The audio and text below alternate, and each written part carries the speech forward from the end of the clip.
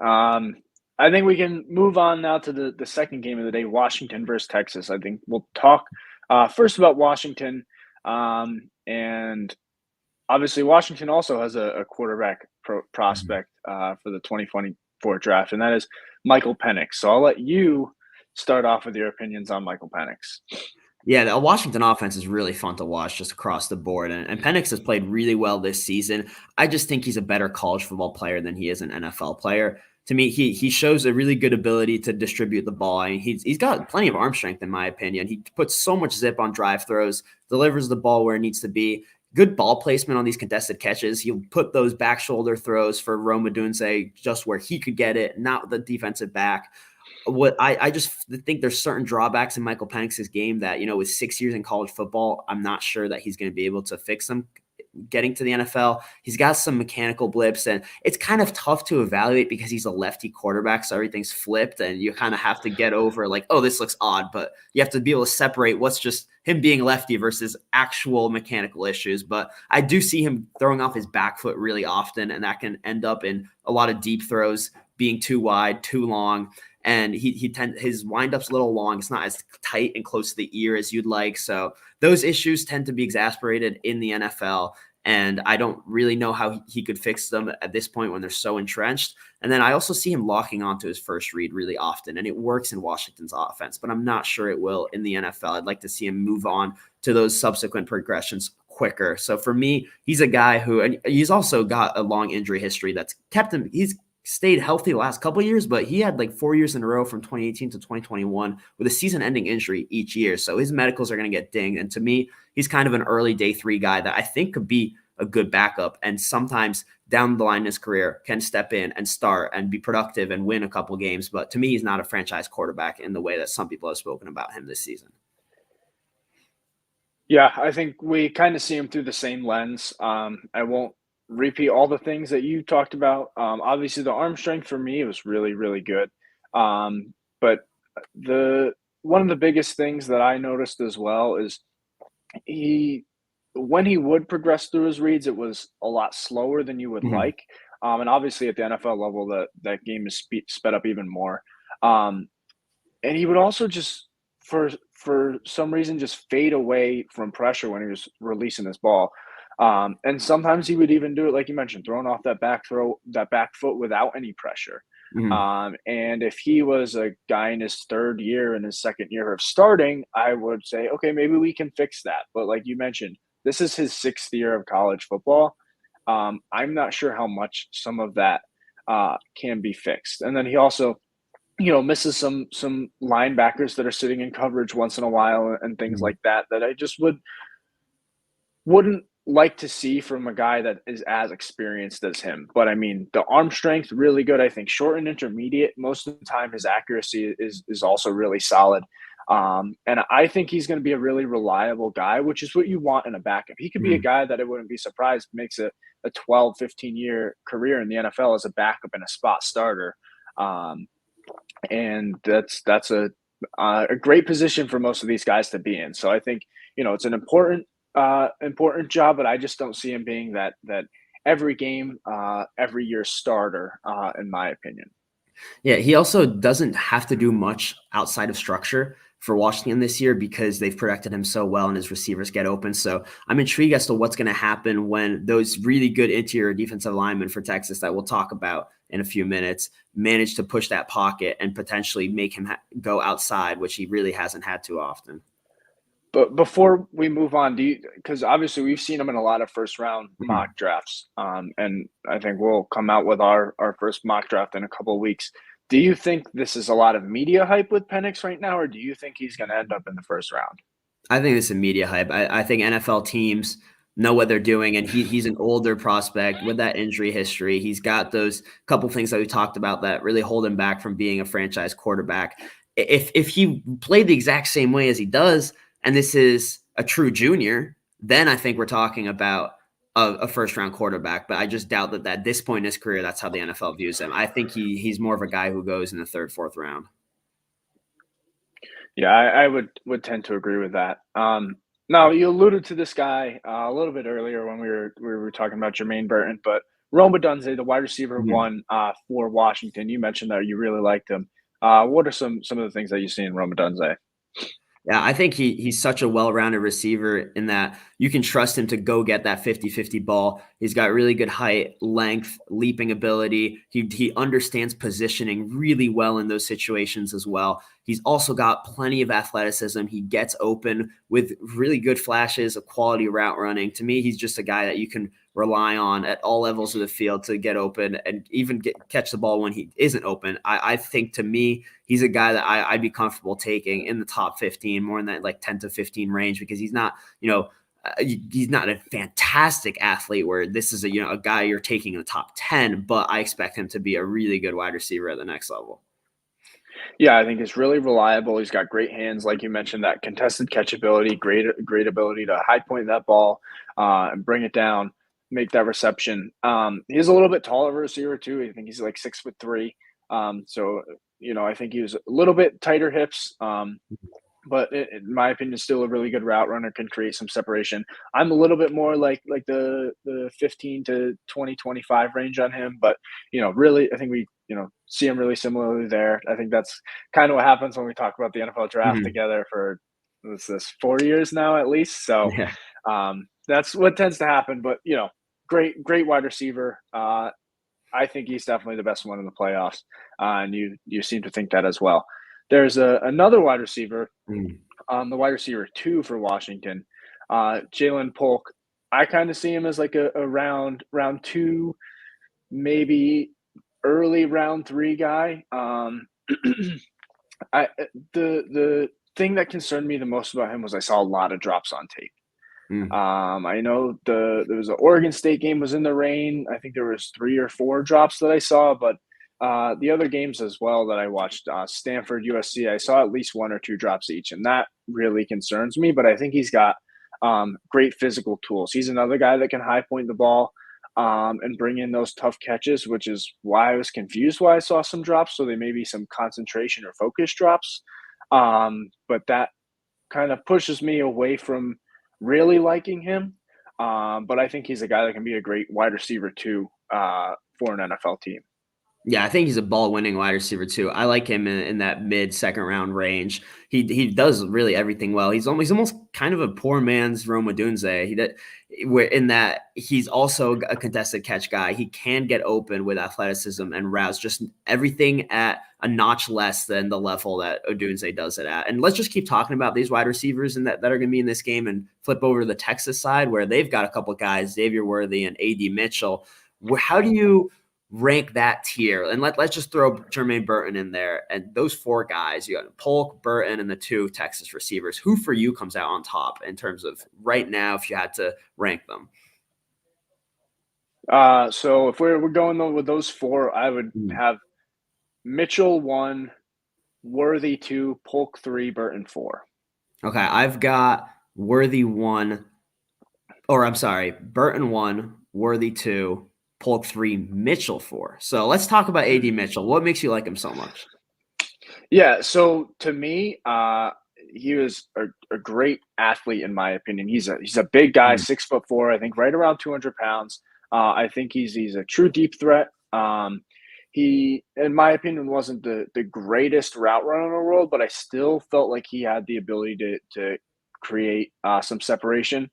And in my opinion, besides Worthy, obviously, I felt like he was the best after the catch with between Polk and Mm. Burton, and it could be because he got the most amount of targets. Obviously, had a lot more receptions than Burton did, and maybe if those two were had flipped offenses, Burton might have done similar things to Mitchell.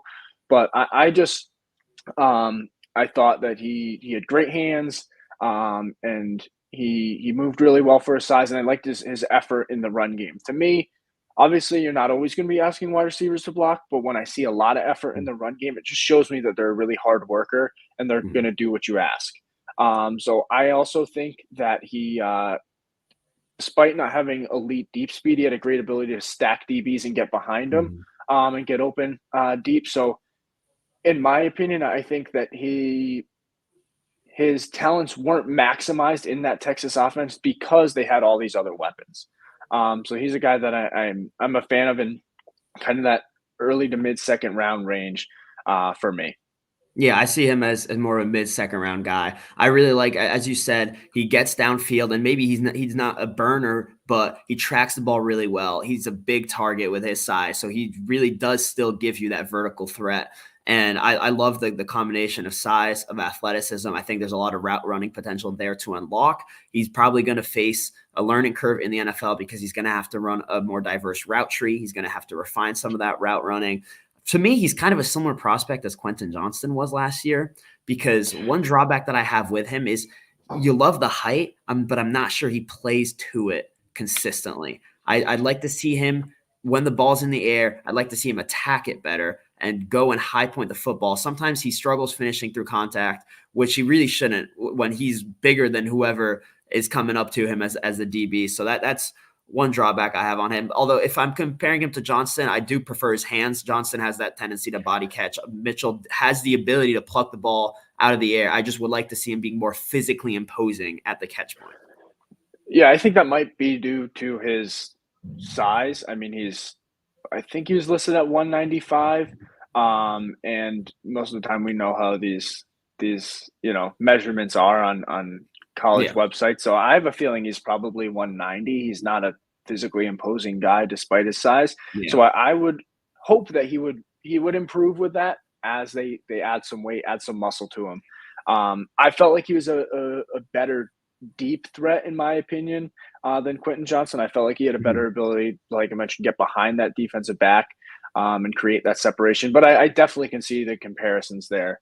And obviously, Quentin Johnson hasn't had the greatest rookie season, so I hope that it will go better for Mitchell next Mhm. year. And so Texas has the other receiver who's very different from Mitchell, and they complement each other really well. And that's Xavier Worthy, who is a really speedy receiver who immediately with his release against press is going to gain early separation. He's got the speed to go deep. I really, really love the athleticism and the way he's able to uncover and definitely shows the ability to run really sudden routes where he uses that athleticism to his advantage. And he also, like Mitchell, will have to adapt to a more diverse route tree. And for Worthy, my concerns come with the size. I mean, he's rail thin, and you sometimes that shows because he's not a guy you're going to put in contested catch situations. Even though the height is pretty good, I believe he's 6'6'1". And I also see some drops where I think he's cleaned that up a little bit from last year, but he's still got to be more reliable catching the football because sometimes it's just right to the hands, and that's pretty inexcusable. And that's often what'll get these young receivers in the NFL is if they can't be relied on to catch the balls that come right to them when they're open. So for me, that I have him slightly above AD Mitchell because I think he's more athletic, and he can uncover it well. So I think I'm a little less concerned by his transition to the NFL, but I do have certain drawbacks on both of them. So they're both in that mid-second round range where I could see them pop. I could see them being really good receivers in the NFL, or I could see them struggle and really not be productive much early in their careers. Yeah, I think we kind of see him the same way. Obviously the speed, the start stop ability is really what jumps off on tape. He's a jitterbug with the ball in his hands. But like you mentioned, the size was a concern for me. I didn't see him break many tackles at all, which you kind of expect when you weigh 170 pounds. But similar to Polk, the drops concern me a lot. Sometimes he let that ball get to his body. I think there was a play against Alabama in the end zone that he got Yeah, himself wide open and yeah. just dropped right through his hands. So again, I think receivers can improve their hands. But if I have two guys close, even if they're vastly different wide receiver prospects, I would prefer the guy that has better hands Mhm. than the guy that has some drop concerns. Yep. So let's move on and go back to that Washington offense. I think there's one more guy who's going to be an early round pick, and that's Troy Fautanu, the offensive tackle. I wouldn't quite rate him as a first round prospect like some other people are, just because I see some troubles with his anchor and just with his technique. He has a tendency to just keep pushing his guy instead of latching onto him and sustaining a block. But you really love the athleticism and the agility with him. And often that's what teams will bank on because they trust that you coach up the rest. You can build up strength. You can develop technique over the years, but you really need that athleticism, and he has that. Yeah, the athleticism is what really jumped off the screen to me. Moves really well in reverse, moves well side to side, mirrors defensive linemen well. He doesn't have an issue staying with those speed rushers. But despite being super athletic, I felt like he had some problems getting to that second level and squaring up those linebackers and almost either leaning towards them or lunging towards them and kind of whiffing on some of those blocks. So to me, it's a little more of a technique thing, maybe some skill that he needs to develop with coaching. But we see a lot of teams in the NFL, like you said, bank on these athletic traits and hope that they can coach these guys up 1, 2, 3 years to become really quality offensive linemen. So I think he's a guy, to me, probably see him going late round one. I'd probably have an early round two grade on him, just because there's some things that he needs to develop still. But I could see him being a really solid tackle in the league. Do you think that some teams could project him at guard, though? That's something I was wondering when I was Yes, watching yeah, the tape. because he's listed at 6'4", doesn't have the longest arms. I could totally see him going to guard as well. And I think if he was to move to guard, he would be a little bit limited because he's not a huge guy. He's a little bit more athletic. And we see at least some teams like the bigger, stronger guys playing guard. So to me, he has the athleticism and the technique to play tackle. Or sorry, not the technique, the athletic ability to play tackle, but doesn't have the length of the technique.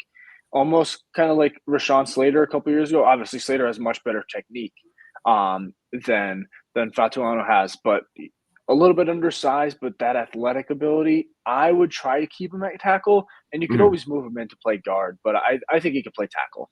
Yeah, I would agree with that plan. One guy for Washington that I absolutely love is Braylon Trice. When you watch him, you instantly see everything he has to offer. You see the burst off the line of scrimmage, the strength to get into and using his really good length to get into the offensive tackle's chest. He can drive him back. He still has that bend and that speed to get around the edge. He's got the quickness to shoot the B gap. I think you've got to worry about him beating you in such a variety of ways in terms of positioning as an offensive tackle, which makes him really dangerous. You definitely want to see him refine his pass rush moves. But what I just love about him is he also has such great tenacity. In all phases of the game, he's constantly working to bring down the ball carrier. When he's got that type of athleticism, strength, and tenacity, I think the floor for his NFL success is already so high. If you can coach him up and develop the technique, he can be a real consistently Pro Bowl candidate. And that's why I really love Trice so much. And I think he's going to make a big impact in the game tomorrow. Yeah, I'm probably a little bit lower on Trice than you. He's definitely explosive, but I don't think he's as quick off the line as I would like to see from some of these other guys. You definitely see the strength, the ability to drive those offensive tackles back. The pass rush moves a little bit concern me. I think he has a couple, but it seems to me like he's not as refined as some of these other guys. That not necessarily that we're going to talk about today, but there's some other guys that are first round projections that I think have a lot more refined and larger pass rush arsenal.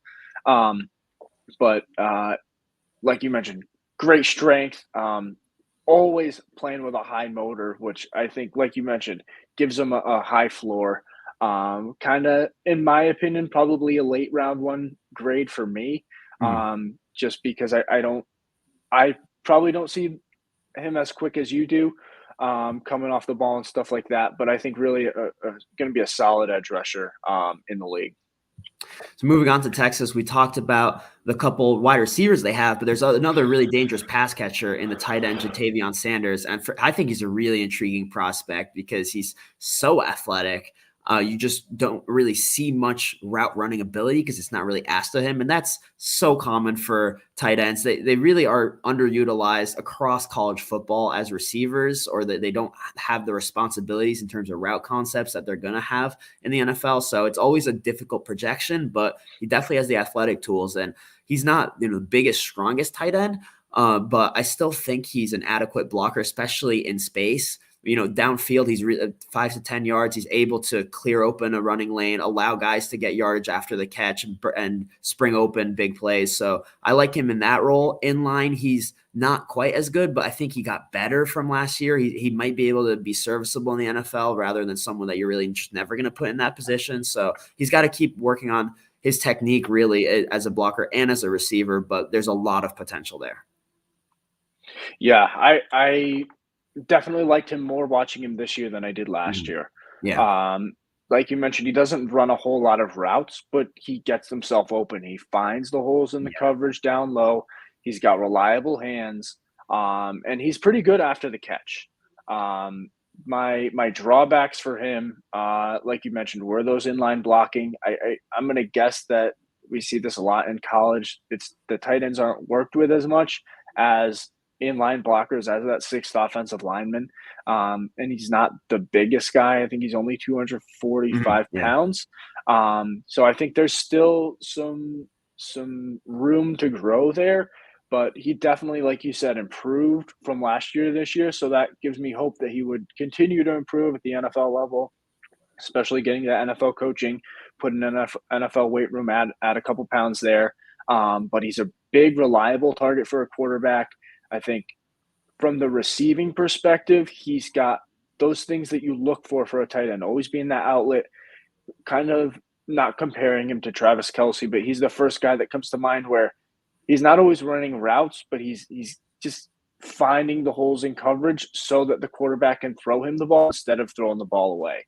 And I thought that he did a really good job when he was in line of blocking for a second and then releasing and then Mhm. going out and getting himself open that way. So definitely, in my opinion, around two tight end that I think Mhm.